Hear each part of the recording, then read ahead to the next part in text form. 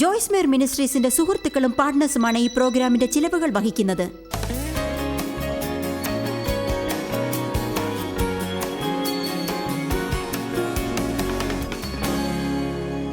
യേശുവിൽ നിങ്ങളുടെ നിയമപരമായ സ്ഥാനം എന്താണെന്ന് ഞാൻ പറഞ്ഞു തന്നു.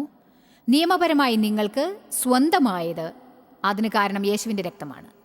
യേശു ഞാൻ നിങ്ങളോട് പറഞ്ഞിട്ടുള്ള എല്ലാറ്റിനും വേണ്ടി വില കൊടുത്തു. അവൻ നമ്മെ വാങ്ങി, നീതിക്കുള്ള വില കൊടുത്തു. അവൻ നമ്മെ വില കൊടുത്ത് വാങ്ങി. ഞാനിപ്പോൾ പറഞ്ഞുകൊണ്ടിരിക്കുന്ന സൗജന്യ ദാനമായ ശക്തി നമുക്ക് നൽകി. ഈ ഉയിർത്തെഴുന്നേൽപ്പിൻ്റെ ശക്തി നമ്മുടെ ദിവസേനയുള്ള ജീവിതത്തിൽ ജീവിക്കാനായി യേശു വില കൊടുത്തു. എന്നാൽ അവനിലും അവന് കീഴെയും എന്ന പരിധിയിൽ ജീവിക്കുന്നതെങ്ങനെ എന്നറിയുകയാണെങ്കിൽ മാത്രമേ നമുക്കതിലേക്ക് കടക്കാനാവുകയുള്ളൂ. അവനോടൊത്ത് ജീവിക്കുക എന്നത് അവൻ്റെ കൂടെ സമയം ചെലവാക്കലിലൂടെയാണ്, വചനത്തിലൂടെ സമയം ചെലവാക്കുന്നതിലൂടെ, യേശുവിൽ വസിക്കുന്നതിലൂടെ, നാം ചെയ്യുന്ന എല്ലാറ്റിലും യേശുവിനെ ഒരു ഭാഗമാവാൻ അനുവദിക്കുന്നതിലൂടെ. ദൈവവുമായുള്ള ബന്ധം ഞായറാഴ്ചകളിൽ ദേവാലയത്തിൽ മുടങ്ങാതെ പോയി അടുത്ത ഞായറാഴ്ച വരെ ദൈവത്തെക്കുറിച്ച് ഓർക്കാതിരിക്കുക എന്നല്ല. അത് മതവിശ്വാസമാണ്, ചത്ത ഉണങ്ങിയ മതവിശ്വാസം. യേശു നമുക്കൊരു മതമുണ്ടാക്കി തരാൻ വേണ്ടി അല്ല മരിച്ചത്. യേശു മരിച്ചത് നമുക്ക് യേശുവിലൂടെ ദൈവവുമായി അടുത്ത ശക്തമായ വ്യക്തിപരമായ ബന്ധം ഉണ്ടാവാൻ വേണ്ടിയാണ്. അതായത് അവൻ നിങ്ങളുടെ ജീവിതത്തിലെ ഓരോ വശവും പിടിച്ചടക്കാൻ ആഗ്രഹിക്കുന്നു. ഓരോ ഭാഗവും ദൈവത്തിൻ്റെ എല്ലാ കാര്യങ്ങളും ഒരു തൊഴിലാണ്. എല്ലാം. നിങ്ങളുടെ വിനോദം അവൻ്റെ തൊഴിലാണ്, നിങ്ങളുടെ പണം അവൻ്റെ തൊഴിലാണ്, നിങ്ങൾ തിന്നുന്നത് അവൻ്റെ തൊഴിലാണ്, നിങ്ങൾ ശരീരം എങ്ങനെ സൂക്ഷിക്കുന്നു എന്നത് അവൻ്റെ തൊഴിലാണ്, നിങ്ങളുടെ സുഹൃത്തുക്കൾ ആരാണ് എന്നത് അവൻ്റെ തൊഴിലാണ്, എങ്ങനെ സംസാരിക്കുന്നു, എങ്ങനെ ചിന്തിക്കുന്നു, നിങ്ങളെക്കുറിച്ചുള്ളതെല്ലാം ദൈവത്തിൻ്റെ തൊഴിലാണ്. ഇതിനേക്കാൾ കൂടുതൽ നിങ്ങൾ ആവേശം കാണിക്കണം.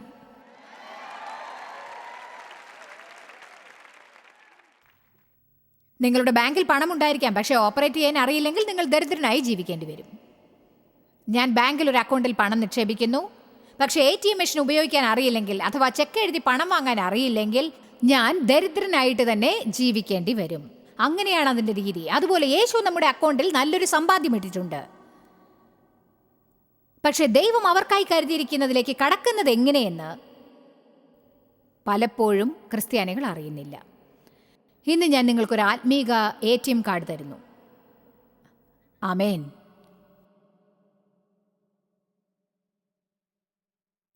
നിങ്ങൾക്കിപ്പോൾ തന്നെ പോയി ആവശ്യത്തിനുള്ള പണം എടുക്കാൻ സാധിക്കും. എന്തു പറയുന്നു? ആമേൻ. ദൈവത്തിന് കീഴിൽ ജീവിക്കുന്നതിനെക്കുറിച്ച് പറയാം. ഞാൻ 1 മിനിറ്റ് നിങ്ങളുടെ അനുസരണത്തെക്കുറിച്ച് പറയട്ടെ. നിങ്ങൾക്കിതെല്ലാം ഉണ്ടാകാം, അതേസമയം അനുസരണമില്ലാത്ത ജീവിതം നയിക്കണമെന്ന് ഞാൻ പറഞ്ഞാൽ അത് വിഡ്ഢിത്തമാണ്. ചിലപ്പോൾ സംഭവിക്കുന്നത് അതാണെന്ന് ഞാൻ കരുതുന്നു. യേശുവിലുള്ള നമ്മുടേതായതെല്ലാം നാം ജനങ്ങളോട് പറയുന്നു, പക്ഷേ ഉത്തരവാദിത്വമുള്ള ഭാഗം നാം അവരോട് പറയുന്നില്ല. നിങ്ങൾ അങ്ങനെ ചെയ്യുന്ന ഒട്ടും ശരിയല്ല. ഞാൻ അങ്ങനെ ചെയ്യുകയില്ല. നിങ്ങളെ ആവശ്യഭരിതരാക്കാൻ എനിക്ക് കഴിയും. എന്നിട്ട് നിങ്ങൾ കരുതും ഈ ലോകത്തിൽ ഏറ്റവും മഹത്തായവരാണ് നിങ്ങളെന്ന്. പക്ഷേ ഞാൻ മറ്റൊന്നും കൂടി പറയാം. നിങ്ങൾ ദൈവത്തെ അനുസരിച്ചില്ലെങ്കിൽ നിങ്ങൾ തികഞ്ഞവരായിരിക്കണമെന്ന് ഞാൻ പറയുന്നില്ല. പക്ഷേ നാം കരുതിക്കൂട്ടി പാപം ചെയ്യുന്നതും അതൊരു പ്രശ്നമേ അല്ലെന്ന് കരുതുന്നതും നാം അവസാനിപ്പിക്കണം.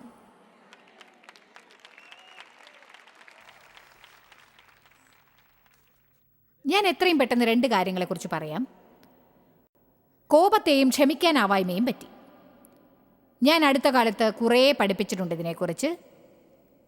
അതുപോലെ ക്രിസ്തുവിൻ്റെ ശരീരത്തിൽ നീരസവും കലാപവും മറ്റും ഞാൻ ആ വിഷയങ്ങളെക്കുറിച്ച് വർഷങ്ങളായി പഠിപ്പിച്ചുകൊണ്ടിരിക്കുന്നു. പ്രസംഗത്തിൻ്റെ അവസാനം ഞാൻ സഭയിൽ ആർക്കെങ്കിലും നീരസം, ക്ഷമിക്കാനാവായ്മ, കോപം, കയ്പ് എന്നിവയ്ക്ക് വേണ്ടി പ്രാർത്ഥിക്കേണ്ടവർ എഴുന്നേൽക്കണമെന്ന് പറയും.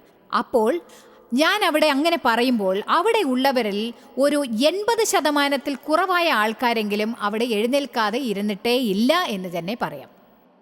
അതിൻ്റെ അർത്ഥം എന്താണെന്ന് പറയട്ടെ. നമുക്ക് ഈ ലോകം മുഴുവനും കോപക്കാരായ ക്രിസ്ത്യാനികളുണ്ട്. ഇതിനെക്കുറിച്ച് നിങ്ങൾ ചിന്തിക്കണം. ഇതിനെക്കുറിച്ച് ചിന്തിക്കണം. കാരണം വേദപുസ്തകം പറയുന്നു സൂര്യൻ അസ്തമിക്കുന്നത് വരെ കോപം സംഗ്രഹിക്കരുതെന്ന്. കയ്പും നീരസവും ക്ഷമിക്കാനാവായ്മയും നിങ്ങൾ കൊണ്ടു നടക്കുന്നുണ്ടെങ്കിൽ, നിങ്ങൾ നീരസപ്പെടുന്നുണ്ടെങ്കിൽ, ജീവിതത്തിൽ നിങ്ങൾക്ക് കലാപമുണ്ടെങ്കിൽ, വേദപുസ്തകം പറയുന്നത് എന്താണെന്നോ അത് ഉപേക്ഷിക്കണം എന്നാണ്. എൻ്റെ വികാരങ്ങളെ മാറ്റാനാവില്ല. നിങ്ങളുടെ വികാരങ്ങളെക്കുറിച്ചല്ല ഞാൻ പറയുന്നത്. നിങ്ങൾ എന്താണ് ചെയ്യുന്നതെന്നതിനെക്കുറിച്ചാണ്. നിങ്ങൾക്ക് ക്ഷമിക്കാനാവും. നിങ്ങൾക്ക് ശത്രുക്കൾക്കായി പ്രാർത്ഥിക്കാം. അവരെ അനുഗ്രഹിക്കാനാവും. നിങ്ങൾക്ക് തോന്നിയാലും ഇല്ലെങ്കിലും ദേഷ്യപ്പെട്ടിരിക്കുന്നവരോട് സംസാരിക്കാൻ നിങ്ങൾക്ക് സാധിക്കും. മറ്റുള്ളവർ അങ്ങനെ നിങ്ങളോട് ചെയ്യണമെന്ന് വാശി പിടിക്കരുത്. ദൈവം പറഞ്ഞതെല്ലാം നിങ്ങൾക്ക് ചെയ്യാൻ ആഗ്രഹമില്ലെങ്കിൽ, സത്യം പറഞ്ഞാൽ ദൈവം പറഞ്ഞത് ചെയ്യാൻ നിങ്ങൾ ആഗ്രഹിക്കുന്നുവെങ്കിൽ അതിനായി ഒരുങ്ങുമ്പോൾ വളരെ എളുപ്പമായിരിക്കും.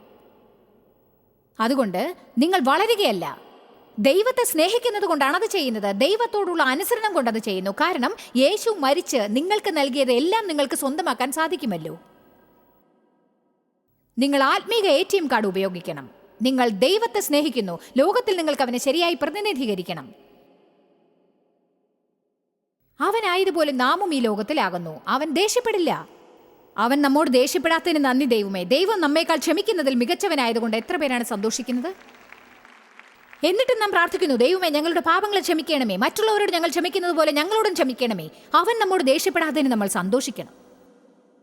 എന്നാൽ ഒരുപക്ഷെ അവൻ ദേഷ്യപ്പെട്ടേക്കാം. ഞാനിത് ഇന്ന് മുഴുവൻ പ്രസംഗിക്കാൻ പോകുന്നില്ല. ഞാനിവിടെ വന്നത് അങ്ങനെ ചെയ്യാനില്ല. പകരം ഞാനത് നിങ്ങൾക്കായി വിതറുകയാണ്. നിങ്ങൾ പ്രാർത്ഥനയിലൂടെ നിങ്ങളുടെ ജീവിതത്തിൽ നിന്ന് ദോഷങ്ങൾ അകറ്റണം. ദേഷ്യത്തോടെ ഉറങ്ങരുത്. വേദപുസ്തകം പറയുന്നു, സൂര്യൻ അസ്തമിക്കുന്നതുവരെ കോപം സംഗ്രഹിക്കരുതെന്ന്. ഞാൻ ആ സ്ഥിതിയിലായിരുന്നു. ഞാൻ അങ്ങനെ ചെയ്തിട്ടുണ്ട്. കിടക്കയുടെ അപ്പുറത്ത് കിടക്കും. കാരണം ഡേവിനോട് ഞാൻ മിണ്ടില്ലായിരുന്നു. അദ്ദേഹം എന്നെ തൊടുന്നത് എനിക്കിഷ്ടമല്ല. എന്നെ തൊടരുത്. ഒടുവിൽ തണുപ്പ് കൊണ്ട് ഞാൻ വിറച്ചു കിടക്കുമ്പോൾ അദ്ദേഹം നന്നായി പുതച്ച് കൂർക്കം വലിച്ച് സ്വപ്നം കണ്ടുകിടന്ന് ഉറങ്ങുന്നുണ്ടാവും. ഉത്തരം ഇപ്പോഴും അത് തന്നെയാണ്. ഒരാഴ്ചയ്ക്ക് ശേഷമോ അല്ലെങ്കിൽ അടുത്ത ദിവസം രാവിലെയോ എനിക്ക് അദ്ദേഹത്തോട് ക്ഷമിക്കേണ്ടി വരും. ഞാൻ ദേഷ്യം കളയണം, ഉപേക്ഷിക്കണം, അത് വിടണം. ദൈവത്തെ വിശ്വസിച്ച് മുന്നോട്ട് പോകണം. ആരും എല്ലാം തികഞ്ഞവരല്ല. അവർ നിങ്ങളെ വേദനിപ്പിക്കും. അവർ നിങ്ങളെ നിരാശപ്പെടുത്തും. നമ്മൾ മറ്റുള്ളവരെ തികവുള്ളവരാവാൻ സമ്മർദ്ദം ചെലുത്തുമ്പോഴൊക്കെ നമ്മൾ മനോവിഷമത്തെ ക്ഷണിക്കുകയാണ്. ഞാൻ ഇവിടെ പറയാൻ ആഗ്രഹിക്കുന്ന മറ്റൊന്ന്, അതൊരു വലിയ പ്രശ്നമായിട്ട് എടുക്കരുത് എന്നതാണ്. അത് ഏതാനും ചില പാപങ്ങളെ പുറത്തേക്ക് എറിയുമെന്ന് എനിക്ക് തോന്നുന്നു. നിങ്ങൾക്കറിയാമോ, ക്ഷമിക്കാനാവായ്മ അതൊരു പാപമാണ്, ലംഘനമാണ്. ഞാൻ എപ്പോഴും വായിക്കുന്ന മറ്റൊരു കാര്യം, എൻ്റെ ദൈവമേ, ദൈവം ഇത് എന്നെ കൊണ്ട് വായിപ്പിക്കുന്നതിനെ വിഷമിപ്പിക്കുന്നു. എനിക്കിതൊരു പക്ഷേ ആവശ്യമായിരിക്കും. അത് വായയെക്കുറിച്ചുള്ളതാണ്. ബൈബിൾ നമ്മുടെ വായെക്കുറിച്ച് പലതും പറയുന്നു. നമ്മൾ പറയുന്നതും ക്രിയയേക്കാളേറെ നമ്മുടെ വാക്കുകൾക്ക് ശക്തിയുണ്ട് എന്നതിനെക്കുറിച്ചും. ആദിയിൽ ദൈവം പറഞ്ഞു, വെളിച്ചമുണ്ടാകട്ടെ. ഇങ്ങനെ പറയാത്തതിൽ ഞാൻ സന്തോഷിക്കുന്നു. ഇതൊരു കുഴപ്പമാണ്. ഇതിനെ വിട്ടേക്കൂ. ജീവന്റെയും മരണത്തിന്റെയും ശക്തി നാവിലുണ്ട്. ഇന്ന് പലതരം അപവാദങ്ങളും വിമർശനങ്ങളും കളവ് പറയലും കൂടിയാലോചനകളും രഹസ്യങ്ങൾ വെളിവാക്കലും എല്ലാം നിലവിലുണ്ട്. ക്രിസ്ത്യാനികൾ മറ്റുള്ളവരെക്കുറിച്ച് മറ്റ് ക്രിസ്ത്യാനികളോട് പലതും പറയുന്നത് കേട്ട് എനിക്ക് മടുത്തു കഴിഞ്ഞിരിക്കുന്നു.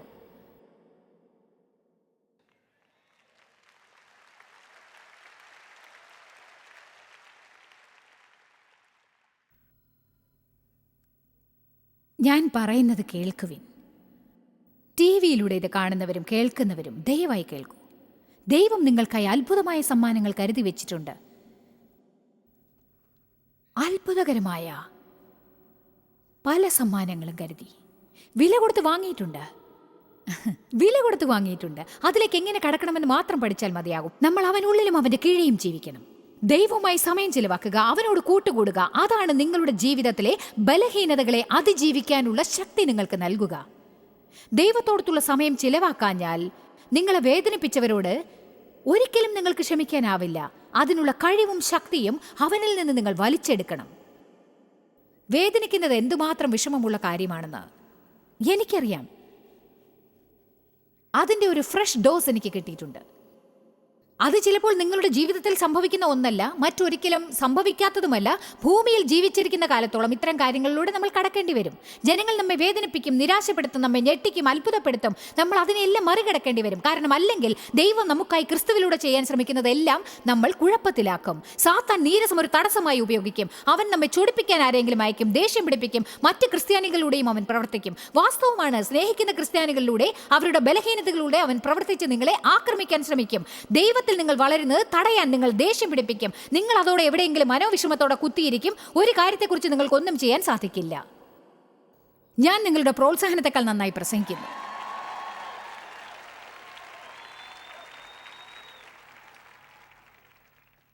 ഇന്ന് നിങ്ങളിൽ കുറഞ്ഞത് എത്ര പേർ പറയും, ശരി ജോയ്സ്, ഈ ക്ഷമിക്കാനാവായ്മ എന്നതിനെക്കുറിച്ച് ഞാൻ പ്രാർത്ഥിക്കുന്നതാണ്,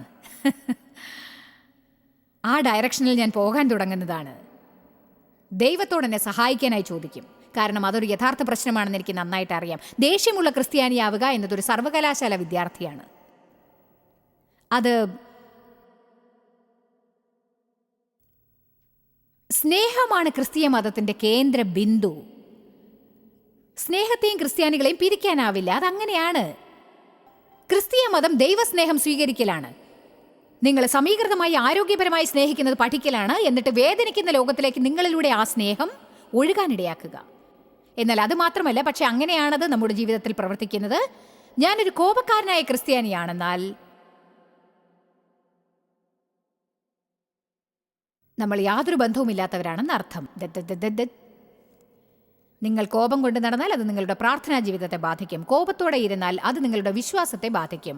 അത് നിങ്ങളെ അസന്തുഷ്ടരാക്കുന്നു. നിങ്ങൾ കോപത്തോടെ ഇരുന്നാൽ അത് സാത്താന് വാതിൽ തുറന്നു കൊടുക്കുകയാണ്. സാത്താന് നിങ്ങളുടെ ജീവിതത്തിൽ പ്രവേശിക്കാനുള്ള അനുവാദം നൽകരുത്. വചനത്തിൽ ഇത്രയും കാലം ജീവിച്ച നാം കൂടുതൽ സമർത്ഥന്മാരായിരിക്കേണ്ടതല്ലേ? നമ്മൾ അനുസരണത്തിന്റെ പരിധി പഠിച്ചവരാണ്. ഇനിയും മാപ്പ് കൊടുക്കലിനെ കുറിച്ച് നമ്മൾ എത്ര സന്ദേശങ്ങളാണ് കേൾക്കാൻ പോകുന്നത്?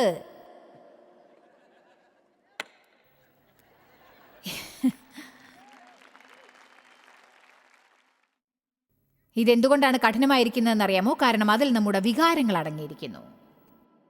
ആ വികാരങ്ങളെ നാം ആരാധിച്ചു കൊണ്ടിരിക്കുന്നു, ശരിയല്ലേ? എല്ലാം ചെയ്യാൻ തോന്നലിനായി കാത്തിരിക്കും. വേദപുസ്തകം പറയുന്നു, നിങ്ങളുടെ മനസ്സിനെ ദൃഢതയുള്ളതാക്കിക്കൊള്ളുവിൻ.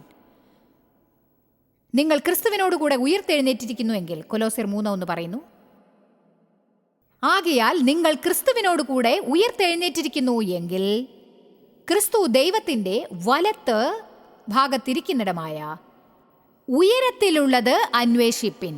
ഭൂമിയിലുള്ളതല്ല, ഉയരത്തിലുള്ളത് തന്നെ ചിന്തിപ്പിൻ. ഇനി കോപത്തോടെ ജീവിക്കില്ല എന്ന് നിങ്ങൾ മനസ്സിൽ ദൃഢതയോടെ ഇരിപ്പിൻ. ആരെങ്കിലും നിങ്ങളെ നീരസപ്പെടുത്തിയാൽ അവരോട് ക്ഷമിക്കുമെന്ന് ആദ്യമേ തന്നെ മനസ്സിൽ ദൃഢതയുണ്ടാക്കുക. മുൻകൂട്ടി അത് പ്ലാൻ ചെയ്യുക. വേദനിക്കാനായും അതിൻ്റെ വികാരത്തിനായും കാത്തിരിക്കാതിരിക്കൂ. ഇത് കാര്യമാണ്. ഞാൻ എൻ്റെ മനസ്സിൽ ഉറച്ചു കഴിഞ്ഞിരിക്കുന്നു. നീ എന്നെ നിരസപ്പെടുത്തിയാൽ ഞാൻ നിനക്ക് മാപ്പ് തരും. ഞാൻ അവിടെയായിരുന്നു, അങ്ങനെ ചെയ്തിട്ടുണ്ട്. മറ്റൊരാളുടെ മോശമായ പെരുമാറ്റത്തിലൂടെ സാത്താനിന്റെ ജീവിതം മോഷ്ടിക്കാൻ ഞാൻ അനുവദിക്കില്ല. അങ്ങനെ അനുവദിച്ച് എനിക്ക് പലതും നഷ്ടമായി. ഇനി ഞാൻ നഷ്ടപ്പെടാൻ തയ്യാറല്ല. ഞാൻ കോപത്തോടെയും ക്രോധത്തോടെയും നീരസത്തോടെയും സ്വയ സഹതാപത്തോടെയുമുള്ള ജനങ്ങളുടെ കൂടെ കൂട്ടുകൂടാൻ തയ്യാറല്ല. ജനങ്ങളുടെ സ്വയ സഹതാപം എനിക്ക് കേൾക്കേണ്ടതില്ല. എനിക്ക് കേൾക്കേണ്ടത് ഇതാണ്: അവനായതുപോലെ ഈ ലോകത്തിൽ നാമുമാകുന്നു. നമ്മൾ ജേതാക്കളെക്കാൾ മികച്ചവരാണെന്ന് കേൾക്കാൻ ഞാൻ ആഗ്രഹിക്കുന്നു. എനിക്ക് ജനങ്ങളുടെ പ്രശ്നങ്ങൾ കേൾക്കാൻ ആഗ്രഹമുണ്ട്. പക്ഷേ പലർക്കും അവരുടെ പ്രശ്നങ്ങൾക്ക് ഉത്തരം കിട്ടണം എന്ന ആഗ്രഹമില്ല. അവരെ നിങ്ങൾ കാണുമ്പോഴൊക്കെ അവരത് 20 പ്രാവശ്യമെങ്കിലും പറയാൻ ആഗ്രഹിക്കുന്നു. ഞാൻ പറയുന്നത് ഇനി നിങ്ങൾ ശ്രദ്ധിച്ചു കേൾക്കണം. നിങ്ങൾ സ്വന്തം ആത്മാവിനെ സംരക്ഷിക്കണം. മറ്റുള്ളവർ അവരുടെ കുപ്പകൾ നിങ്ങളുടെ മുകളിലിടാൻ നിങ്ങൾ അനുവദിച്ചു കൊടുക്കരുത്. എന്റെ തലയിലിട്ടോ, എന്റെ തലയിലിട്ടോ, എന്റെ തലയിലിട്ടോ. കാരണം അത് അനുവദിച്ചു കൊടുത്താൽ താമസിയാതെ നിങ്ങൾ ചിന്തിക്കാൻ തുടങ്ങും, അതെ, ജീവിതം നാറുമെന്ന് തോന്നുന്നു.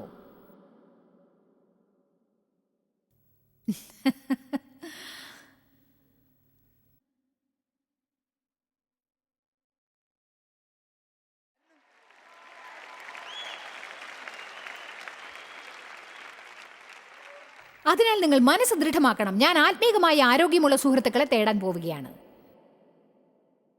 യാതൊരുവിധ അത്യാഗ്രഹവുമില്ലാത്ത ഉദാരമനസ്കരായ കൂട്ടുകാരെയാണ് ഞാൻ തേടുന്നത്. ദാനശീലരുമായി കൂട്ടുകൂടും. സന്തോഷമുള്ള ജീവിതം നയിക്കുന്നവരുമായിട്ട് ഞാൻ കൂട്ടുകൂടും. നിങ്ങൾ കരുതും, അപ്പോൾ പ്രശ്നങ്ങളുള്ള മറ്റ് ജനങ്ങളുടെ കാര്യം എന്താവും? അവരെ സഹായിക്കൂ. എന്നാൽ നിങ്ങൾ നിങ്ങളെയും സംരക്ഷിക്കണം. ദൈവത്തിൽ നിങ്ങൾ ശക്തരായി നിൽക്കണം. കാരണം അങ്ങനെയല്ലെങ്കിൽ താമസിയാതെ നിങ്ങൾ അനുവദിക്കുകയാണെങ്കിൽ പ്രശ്നമുള്ളവർ നിങ്ങളിൽ നിന്ന് എല്ലാം വലിച്ചെടുക്കുമെന്ന് എത്ര പേർക്കറിയാം? താമസിയാതെ ജീവിക്കാൻ നിങ്ങൾക്കൊന്നും ബാക്കിയുണ്ടാവില്ല. കാരണം അവർ സദാസമയം നിങ്ങളിൽ നിന്നെല്ലാം വലിച്ചെടുത്തുകൊണ്ടിരിക്കും. ഒടുവിൽ ഞാൻ ഒന്ന് കണ്ടുപിടിച്ചു. 4 വർഷം ഞാൻ ഒരാളെ സഹായിച്ചിട്ടും അവർക്ക് സഹായം ലഭിച്ചിട്ടില്ലെങ്കിൽ, ഒന്നുകിൽ ഞാനൊരു നല്ല സഹായികയല്ല, അല്ലെങ്കിൽ അവർക്ക് ആരുടെയും സഹായത്തിൻ്റെ ആവശ്യമുണ്ടാവില്ല. സത്യത്തിൽ നിങ്ങളെ ഒന്നുമില്ലാത്തവരാക്കാൻ വേണ്ടി സാത്താൻ നിങ്ങളെ ഉപയോഗിക്കും.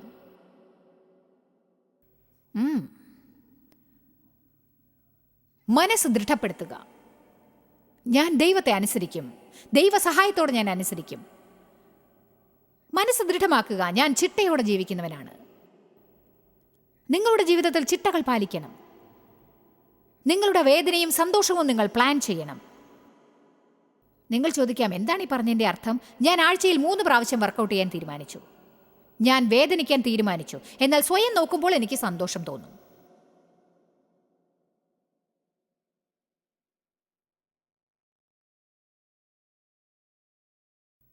കണ്ണാടിയിൽ നോക്കുമ്പോൾ സന്തോഷിക്കണമെന്ന് നിങ്ങൾക്ക് പ്ലാൻ ചെയ്യാനാവില്ല.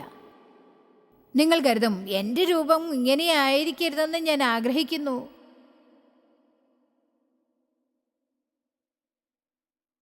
എന്നാൽ ചിട്ട പാലിക്കൂ. നിങ്ങൾ സമ്പാദിക്കുന്നതെല്ലാം ചിലവ് ചെയ്യാതിരിക്കാൻ തീരുമാനിക്കൂ. ഷോപ്പിംഗ് മാളിലേക്ക് പോകുമ്പോൾ വേണ്ടെന്ന് പറയാൻ തീരുമാനിക്കൂ. ഒരു ബഡ്ജറ്റിൽ ഒതുങ്ങാൻ പ്ലാൻ ചെയ്യൂ. അപ്പോൾ നിങ്ങൾക്ക് പണം സ്വരൂപിക്കാൻ കഴിയും, എന്നിട്ട് ചിലവാക്കാനാവും. നിങ്ങളുടെ വേദനയെ തീരുമാനിക്കൂ, സന്തോഷത്തെ പ്ലാൻ ചെയ്യൂ. നിങ്ങൾക്ക് വെറുതെ സന്തോഷത്തിനായി പ്ലാൻ ചെയ്യാനാവില്ല. മനസ്സ് ദൃഢമാക്കൂ. ഒരു പുതിയ ജീവിതത്തിനായി മനസ്സ് ദൃഢമാക്കൂ. മനസ്സ് ദൃഢമാക്കിക്കൊണ്ട് ഇങ്ങനെ പറയൂ, ഞാൻ ഇവിടെ നിന്ന് പുറത്തു പോകുമ്പോൾ ഇവിടെ വന്നവനായിരുന്നതുപോലെ തിരിച്ചു പോവില്ല. ഞാൻ ദേഷ്യത്തോടെ ജീവിക്കാൻ പോകുന്നില്ല. ഞാൻ തല കുനിച്ചുകൊണ്ട് ജീവിക്കാൻ പോകുന്നില്ല. ഞാൻ വചനം വായിക്കും. ഞാൻ എൻ്റെ ജീവിതത്തിൽ ചിട്ട പാലിക്കും. ഞാൻ ദൈവവുമായി സമയം ചിലവാക്കും. ഞാൻ ദൈവവചനം വായിക്കും. എനിക്ക് നൽകാനായി യേശു മരിച്ചുണ്ടാക്കിയതെല്ലാം ഞാൻ എടുക്കാൻ തുടങ്ങും. ഞാൻ തലയാണ്, വാലല്ല. മുകളിലാണ്, താഴെയല്ല. ഞാൻ അന്ത്യക്രിസ്തുവിന്റെ ദാസന്മാരെ തോൽപ്പിച്ച് ജയിച്ചിരിക്കുന്നു. കാരണം ഈ ലോകത്തുള്ളവനേക്കാൾ എന്നിലുള്ളവൻ ഏറ്റവും ഉയർന്നവനാണ്. ഞാൻ ഭീതിയോടെ ജീവിക്കില്ല. ഞാൻ ധൈര്യവാനായിരിക്കും. ധൈര്യവാനാവുക എന്നത് മുഖം വീർപ്പിക്കലല്ല, ഒച്ച വയ്ക്കുന്നതും അതുപോലെ ദേഷ്യപ്പെടുന്നതുമല്ല. ഞാൻ പരിശുദ്ധമായ ധൈര്യത്തെക്കുറിച്ചാണ് പറയുന്നത്. നിങ്ങൾ ഇളകിക്കൊണ്ടിരിക്കുമ്പോഴും ധൈര്യത്തോടെ പുറത്തേക്ക് കാലെടുത്ത് വെക്കാനാണ് ഞാൻ പറയുന്നത്. എന്നിട്ട് ദൈവം നിങ്ങളോട് ചെയ്യാൻ പറഞ്ഞതായി കരുതുന്ന പ്രവൃത്തികൾ ചെയ്യുക. ധൈര്യമായിരിക്കുക എന്നാൽ ഭയം തോന്നാൻ പാടില്ലെന്ന് അർത്ഥമില്ല. ഭയം തോന്നിയാലും അത് ചെയ്യണം എന്നാണ് അർത്ഥം. ആമേൻ. ധൈര്യശാലികൾ ഭാഗ്യവാന്മാരാണ്. അവർക്ക് ഭയം തോന്നില്ലെന്ന് നിങ്ങൾ കരുതുമായിരിക്കാം. അല്ല, അവരിങ്ങനെ പറയും, ഭയം എൻ്റെ ജീവിതത്തെ ഭരിക്കാൻ പോകുന്നില്ല. എനിക്ക് ഭയം തോന്നും, പക്ഷേ ഭയം എന്താണെന്ന് എനിക്കറിയാം. അതൊരു കള്ളനാണെന്ന് എനിക്കറിയാം. അതെന്നെ പുറകോട്ട് പോകാൻ പ്രേരിപ്പിക്കുകയാണെന്നും അറിയാം. ഞാൻ ഭയത്തിന് മുൻപിൽ തല കുനിക്കില്ല. കാരണം ദൈവം എനിക്ക് ഭയത്തിന്റെ ആത്മാവിനെയല്ല, സ്നേഹവും ശക്തിയും നല്ല മനസ്സുമാണ് തന്നിരിക്കുന്നത്. നല്ല മനസ്സെന്ന് പറഞ്ഞാൽ എന്താണ് അർത്ഥം? നമുക്ക് ക്രിസ്തുവിന്റെ മനസ്സുണ്ട്. ഞാൻ ദിവസവും രാവിലെ അത് ഏറ്റുപറയാറുണ്ട്. എനിക്ക് തോന്നുന്നു ആത്മീക മനസ്സുകൊണ്ട്, ജഡത്തിന്റെ മനസ്സുകൊണ്ടല്ലെന്ന്. നല്ല കാര്യങ്ങളെയും മനോഹരമായ കാര്യങ്ങളെയും കുറിച്ചാണെന്ന് തോന്നുന്നു. സത്യമായതും ശക്തമായതുമായ കാര്യങ്ങളെക്കുറിച്ചാണെന്ന് എനിക്ക് തോന്നുന്നു. എനിക്ക് യേശുവിൻ്റെ മനസ്സുണ്ട്. സാത്താന്റെ മേൽ അധികാരം സ്ഥാപിക്കാൻ ആരംഭിക്കുക. നേരത്തെ നേരത്തെ നേരത്തെ അതിരാവിലെ എനിക്ക് പേടിയാണെന്ന ചിന്തയിൽ നിന്നും മാറി നിൽക്കുക. ദൈവത്തിൽ നിന്ന് കേൾക്കുകയില്ലെന്ന ചിന്ത അകറ്റുക. അയ്യോ, ഒരുപക്ഷെ ഞാൻ ദൈവത്തിൽ നിന്ന് കേട്ടില്ലെങ്കിലോ, ഞാൻ പുറത്തിറങ്ങിയാൽ ദൈവത്തെ വിട്ടുകളയുമോ, തെറ്റ് ചെയ്യുമോ എന്ന പേടിയാണ്. ഓ, ദൈവത്തിന് എന്നിൽ സന്തോഷമില്ലെന്ന് എനിക്ക് പേടിയാണ്. കാര്യങ്ങൾ ഇനി മെച്ചപ്പെടില്ലെന്ന് എനിക്ക് പേടിയാണ്. എൻ്റെ ജീവിതം എന്നും ഇതുപോലെയായാൽ എന്ത് ചെയ്യും? എൻ്റെ ഭാര്യ ഒരിക്കലും മാറിയില്ലെങ്കിലോ, എൻ്റെ ഭർത്താവ് മാറിയില്ലെങ്കിൽ എന്ത് ചെയ്യും? ഞാൻ എപ്പോഴും ഏകനായി പോയാലോ? ഞാൻ എന്നും ഒരു പരാജയമായി തീരുമോ? എനിക്കെൻ്റെ ജോലി നഷ്ടപ്പെടുമോ എന്നുള്ള പേടിയാണ്. എൻ്റെ തൊഴിലിൽ എന്തെങ്കിലും തടസ്സം ഏർപ്പെട്ടാലോ? പണത്തിൻ്റെ കാര്യത്തിൽ എനിക്ക് പേടിയാണ്. എൻ്റെ കാര്യം പറയാൻ പേടിയാണ്. എന്തും നേരിടാൻ പേടിയാണ്. ശരി, അങ്ങനെയാണെങ്കിൽ പിന്നെ നിങ്ങളിത് വായിക്കുന്നില്ലെന്നർത്ഥം. ചിലപ്പോൾ വായിക്കാം, പക്ഷെ കടമയ്ക്ക് വേണ്ടി ചെയ്യുന്നതായിരിക്കാം. അത് നിങ്ങളുടെ ജീവിതമാണെന്ന രീതിയിൽ കാര്യമായിട്ടെടുക്കുന്നില്ല. പരിശുദ്ധാത്മാവ് എൻ്റെ മേൽ വരുമ്പോൾ ഞാൻ ശക്തിയാർജിക്കും.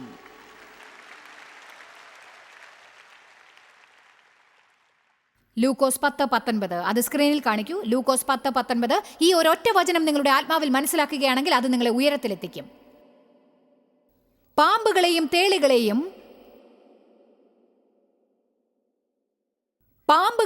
തേളുകളെയും ശത്രുവിന്റെ സകല ബലത്തെയും ചവിട്ടുവാൻ ഞാൻ നിങ്ങൾക്ക് അധികാരം തരുന്നു. ഒന്നും നിങ്ങൾക്കൊരിക്കലും ദോഷം വരുത്തുകയുമില്ല. ഞാൻ നിങ്ങൾക്ക് ശക്തി തരുമെന്നല്ല, നിങ്ങൾക്ക് ശക്തി തരുന്നു. ആ ശക്തിയിലേക്ക് നിങ്ങൾ എങ്ങനെയാണ് കടക്കുക? ആദ്യമായി അത് നിങ്ങൾക്ക് വേണ്ടിയുള്ളതാണെന്ന് വിശ്വസിക്കുക. ഇത് പ്ലാറ്റ്ഫോമിൽ കയറുന്ന ഒരാൾക്ക് വേണ്ടിയുള്ളതല്ല. ഇത് പാസ്റ്റർക്ക് വേണ്ടിയുള്ളതല്ല. ഇത് ദിവസവും രാവിലെ എഴുന്നേറ്റ് 4 മണിക്കൂർ പ്രാർത്ഥിക്കുന്ന നിങ്ങളുടെ സുഹൃത്തിന് വേണ്ടിയുള്ളതല്ല. ഇത് നിങ്ങൾക്കുള്ളതാണ്. ഇതാ, ഞാൻ നിങ്ങൾക്ക് ശക്തി തരുന്നു. നിങ്ങൾ ജേതാക്കളെക്കാൾ മികച്ചവരാണ്. അവനാകുന്നതുപോലെ ഈ ലോകത്ത് നമ്മളും ആകുന്നു. നമ്മൾ അന്തിക്രിസ്തുവിന്റെ ദാസന്മാരെ തോൽപ്പിച്ച് വിജയിച്ചിരിക്കുന്നു. പൗലോസ് പറഞ്ഞു, നിങ്ങളും അവനെയും അവന്റെ ശക്തിയെയും കുറിച്ച് മനസ്സിലാക്കണമെന്ന് ഞാൻ പ്രാർത്ഥിക്കുന്നു. നമ്മൾ ബലഹീനതകൾ ഇല്ലാതാക്കാൻ സമയമായെന്ന് നിങ്ങൾക്ക് തോന്നുന്നില്ലേ? അതുപോലെ നിസ്സഹായതയുടെ മനോഭാവവും. നമ്മൾ കോപത്തോടെയും കയ്പോടെയും ജീവിക്കേണ്ടതില്ല. ക്ഷമിക്കാനാവായ്മയിലും. നമ്മുടെ തല സദാസമയം കുനിഞ്ഞിരിക്കേണ്ടതില്ല. നമ്മുടെ പ്രശ്നത്തെക്കുറിച്ച് സദാസമയം ചിന്തിച്ചുകൊണ്ടും സംസാരിച്ചുകൊണ്ടും ഇരിക്കാതെ. ഞാനൊരു കാര്യം പറയട്ടെ, ഇന്ന് ഞാൻ അതിൻ്റെ കീഴിലാണ്. ഞാനിപ്പോൾ ആക്രമണത്തിലാണ്. നിങ്ങൾക്ക് സുഖമാണോ ജോണോ? അതോ ബ്രദർ, ഞാൻ ആക്രമണത്തിലാണ്. സുഖമാണോ ജോയ്സ്? ഞാൻ ആക്രമണത്തിലാണ്, ഞാൻ പോരാട്ടത്തിലാണ്. ഞാൻ അങ്ങനെ പറഞ്ഞിരുന്നു. ഒരു ദിവസം ദൈവം എന്നോട് പറഞ്ഞു, നീ ആക്രമണത്തിന് മുകളിലാണെങ്കിൽ നിനക്ക് സദാ ആക്രമണത്തിന് കീഴിലാവേണ്ടി വരില്ല. പോരാട്ടത്തിൽ ജീവിക്കുന്നതിനെ കുറിച്ചാണ് ഞാൻ നിങ്ങളോട് പറയുന്നത്. എപ്പോഴും അധികാരമുണ്ടായിരിക്കാൻ പഠിക്കുക. നിങ്ങൾ രാവിലെ എഴുന്നേറ്റ് ഇങ്ങനെ പറയണം, യേശുവിൽ ഞാൻ ആരാണെന്ന് എനിക്കറിയാം. സാത്താനെ, നീ ഇന്ന് എൻ്റെ പുറകെ വരാൻ നോക്കേണ്ട. കാരണം ഞാൻ മുൻകൂട്ടി നിന്നോട് പറയുകയാണ്, നീ എന്നെക്കുറിച്ച് എന്ത് പദ്ധതി ഉണ്ടാക്കിയാലും നിന്നേക്കാളും എനിക്ക് കൂടുതലുണ്ട്. എന്നിലുള്ളവൻ ഏറ്റവും വലിയവനാണ്. ആമേൻ. നിങ്ങൾ സ്വയം ചിന്തിക്കാൻ ആരംഭിക്കണം.